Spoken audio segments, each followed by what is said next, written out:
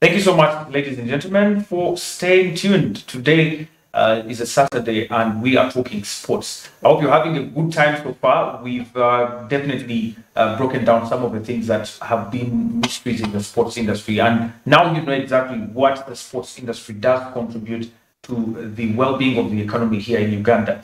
But we have a bill in Parliament currently that was tabled in December, and that's called the National Physical Activity and Sports Bill. And Dr. Rukari, if I remember very well, in 2020, Honorable Moses Magugu also presented a bill on the sports bill. And all these bills have been coming on board to see that we have a sector that is regulated, we have inclusivity in the sports, the National Anti-Doping Agency as well, also incorporated in there, and e-sport. So what does this bill have for us in this case in time? Do we need it right now as bad as, it's being pushed on the floor of Parliament? Well, I think, Anthony, we need this bill yesterday because currently the legal and policy framework that governs sport is that we have the 1964 National Council of Sports Act, the 2013 regulations made thereunder, which is okay. And we also have a national sports policy, which is from 2004, by knowledge, and a strategic plan for the National Council of Sports. However, there is no doubt that in this century, the sports has moved on. So when you read the 1964 Act, it was premised on an amateur platform for sport, volunteerism. Things have moved on. It did not talk about very many things. We already did some of them. Questions around inclusive sport, disability sport, issues around merchandising, commercialization, issues around sports dispute resolution, anti-doping.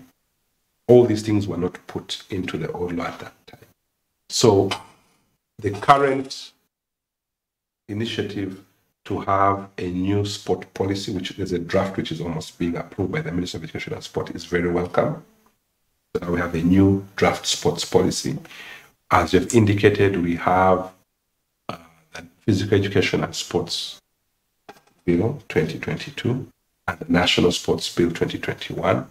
But efforts we have been informed have been taken to harmonize the two, and having at the end of the day a sport that is going to serve us is very welcome. Yes, we'd like to see from our perspective as people in the sports industry to see that the policy and the law are able to serve us well going forward for the next couple of years. So it's our hope that the law and the policy would address things like how do we define inclusive sport? Where do we put the various, for example, disability sports in Uganda? Things like we have physical disability, which is under the Uganda Paralympic Committee. We have mental disability, which is under the Special Olympics. We have Deaf Olympics. But we need to have a policy that kind of defines where does Uganda Para-Volleyball Association fall? Where does Uganda Swimming Volleyball, Uganda Para-Swimming Association fall? Is it under the main Uganda Swimming Federation? Is it a standalone? How do we support to ensure that inclusivity includes all sports, both able and less able? The question around the sport dispute resolution mechanism.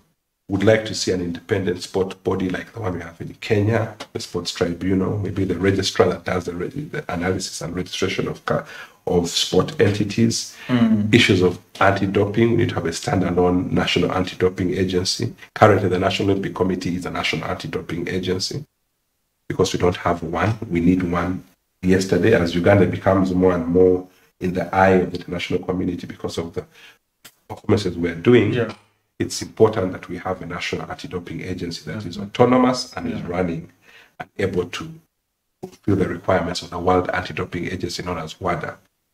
Questions around commercialization, and it's good some of these things are being addressed in the merchandising, broadcast, commercialization facilities, but also issues around e-sport is something coming up. We have over 6,000 gamers in Uganda currently moving without proper regulation. We need the regulation now to recognize. We have different types of e-sport. Yeah, maybe you can talk about the e-sport, because people, when you talk about e-sport, e-sport is like it's something with computer games. Okay. That's what most people think. Hopefully, you're calling computer games. But it's not. It is beyond. It is no. It's not a fancy name. Actually, it's actually there are various types of sports that are now young people are engaging in. So you have what we'd call the computer-based games on your computer. You have simulation games where you simulate, like you go and simulate, for example, F1. You have the handheld devices, so people that are based on that, and then you have those that are based like on the Xbox and all those kind of things. So there are different types of esport, and these are increasingly becoming the in thing, because globally, even the prize money from esport is in excess, some of them like $5 million. The teams are playing across boundaries, and I think we're going to see a lot of international federations beginning to pay attention to this issue of esport. And I think in Uganda we need to have some thinking around how we regulate esport, how are we going to promote it, because a lot of young people, it's not just a fast name for computer games, but it's now a recognized sport with people playing at different levels, international championships going on. And I think this is an area where we need to pay a bit of attention on how we regulate it and how we ensure we have the appropriate rules to govern how esport is being done in Uganda, because even globally it's becoming an area of interest. So we definitely welcome the policy and the law that is being worked on, and we commend the Ministry of Education and Sports together with the NCS and the team that is working on these. And of course, we also we welcome Honorable Magogo's input through his private members bill, which I believe will have a good influence in the final outcome. The most important thing is to ensure that, Anthony, we have a technically sound law and policy that will help us go forward for the next couple of years, because the 1964 Act has served us well, but it's long overdue for an overhaul to ensure that even when we're talking about the business of sport and commercial, all these things need to be regulated in there to ensure that we have a robust professional sports regime. Because I was looking at the Kenya's Act of 2013, Kenya Sports Act of 2013. They basically split the Sports Kenya and the Sports Registrar there, so that they have two bodies, one making sure that the registry is being catered for, and the other taking care of the athletes and so many other people that are in the sports sector. This law, on the other hand, is pushing for a one-stop center, the National Council for Sports, being the registrar, being the regulator, the one to maintain. Is this a good thing? Is this healthy? Won't it be overwhelming for the council in this case? Again, it depends. These are things we can debate, what works best for us. To me, I'm not so worried about whether you have them separate or together. The question is to have them adequately resourced. It goes back to our earlier debate of whether we have a separate ministry or not. So if we have a fully functional regulator, then there's no problem. The registrar, in the Kenyan example, is the sports registrar who does a lot of the register. Then they also have a sports dispute tribunal, and then they have the Kenya authority, the sports authority, which is dealing with the issues of regulation, controlling, development of sport in the country. Because we have to remember, we have to ask ourselves, at what level are we going to work? Should the ministry remain with community-based sport in schools, in primary schools, secondary schools, university, and then the NCS and the federations deals with elite sport at the level of the games? That's another debate we can have.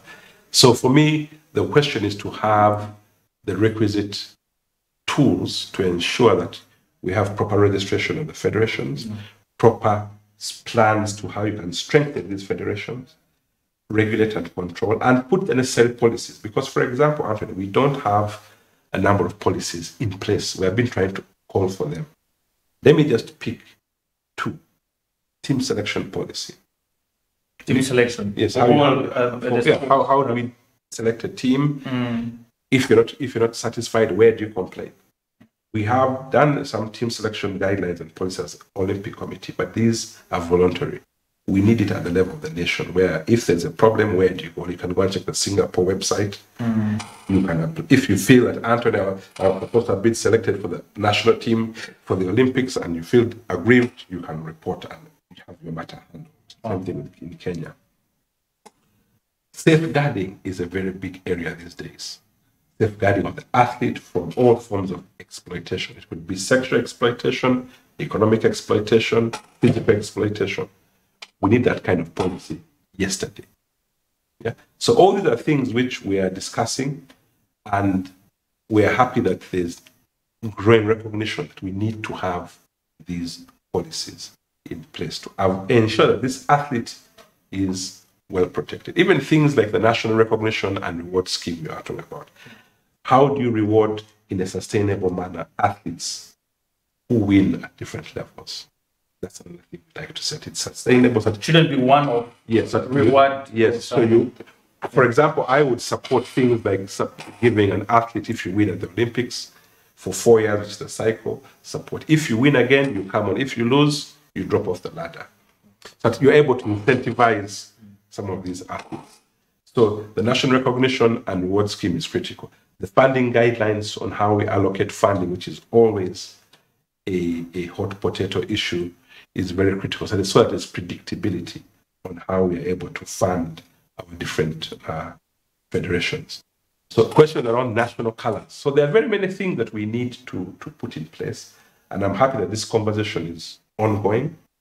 And with the guidance of our ministers, we believe that slowly, bit by bit, we shall begin to put all these necessary building blocks in place to ensure that sports made in Uganda continues to grow. And also using sport as a way of uniting the country, I think, is another aspect that we believe we can contribute to this whole national debate. Very interesting.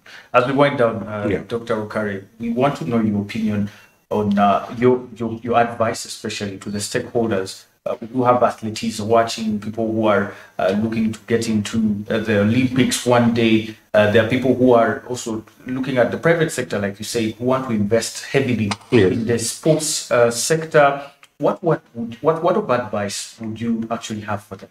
I think, Anthony, what I would say is that for the young athlete out there, with their parent or their guardian, I would really encourage you to engage in sports. There is no doubt that sport creates a better holistic individual.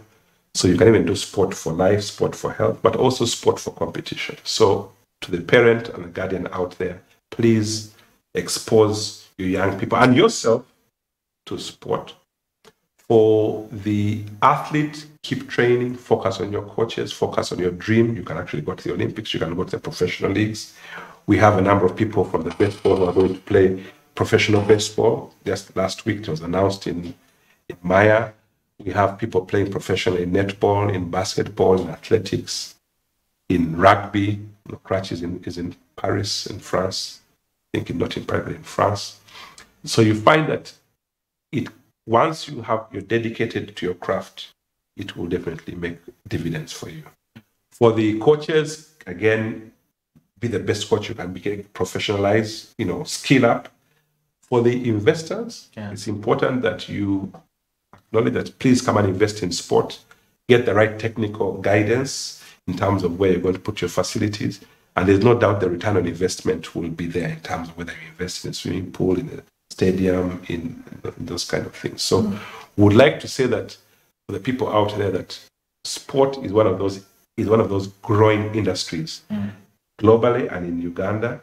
We have, according to UBOS, Uganda Bureau of Statistics, a growing middle class of close to 66 million.